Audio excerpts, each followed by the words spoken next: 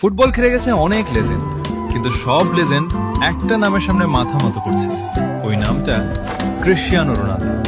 পেলে বলেছেন, রোনালদো সর্বকালের সেরা খেলোয়াড়, ওর মতো অ্যাথলেট আমি দেখি নাই। দিয়েগো মারাদোনা বলেছিলেন, রোনালদোর সাথে কারো তুলনা হয় না, ওর মতো কেউ হতে পারবে না। জিদান বলেছেন, রোনালদো আমার দেখা সর্বকালের সেরা খেলোয়াড়, ওর মেন্টালিটি অবিশ্বাস্য। রোনালদিনহো বলেছেন, রোনালদো ফুটবলটাকে অন্য লেভেলে নিয়ে গেছে, আমি ওকে সম্মান করি। মেসি বলেছেন, রোনালদো কে যে বোঝে না, সে ফুটবলই খেলাই বোঝে না।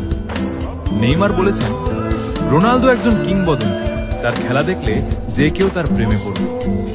এমবাপ্পি বলেছেন, রোনালদো আমার আইডল, ছোটবেলা থেকেই তাকে দেখে খেলা শিখেছি, আমিও তার মতো হতে চাই।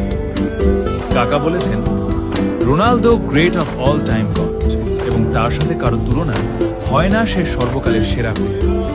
970-এর বেশি গোল, 5টা ব্যালন ডি'র, 5টা চ্যাম্পিয়ন্স লিগ, এক সিজনের 15টা ট্রফি জয়।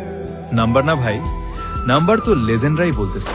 এই জন্যই ও goat, greatest of all time, Cristiano Ronaldo.